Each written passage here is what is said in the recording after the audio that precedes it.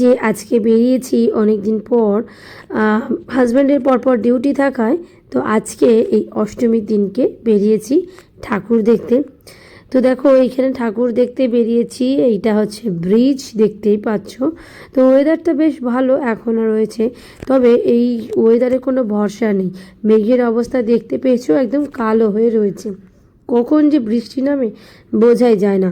তো যাই হোক, তবুও রিস্ক নিয়েই বেরিয়েছি, কারণ দিনগুলো তো চলেই যাবে। যদি এই সময় আমরা একটু আনন্দ ফুর্তি না করতে পারি তাহলে ঘরে বসেই বা কী করব।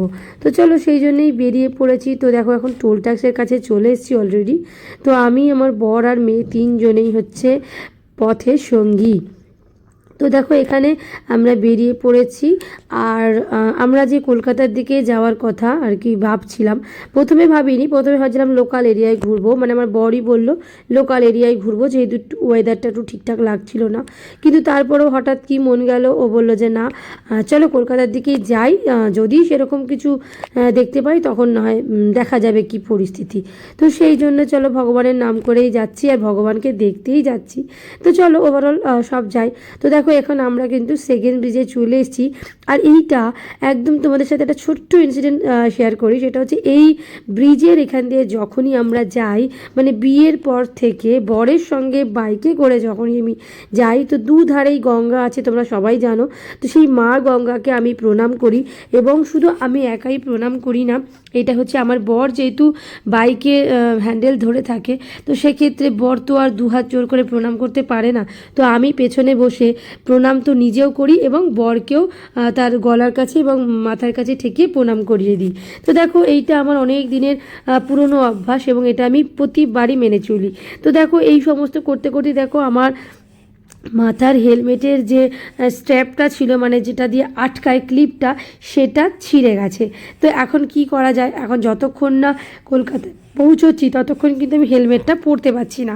তো কি করা যাবে, তো আমার একটা বরের বন্ধুর পরিচিত দোকান আছে যেখানে হেলমেট বিক্রিও করা হয় এবং হেলমেটটা সারানোও হয়।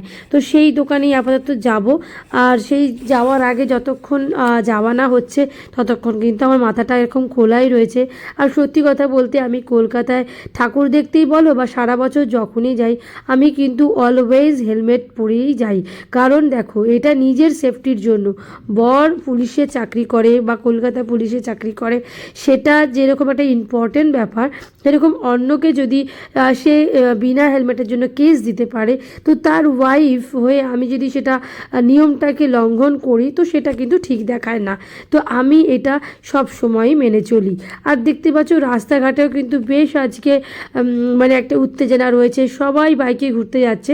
তো সবার মানে মাথাতেই আমি দেখছি যে বেশিরভাগই কিন্তু হেলমেট পরে নেই।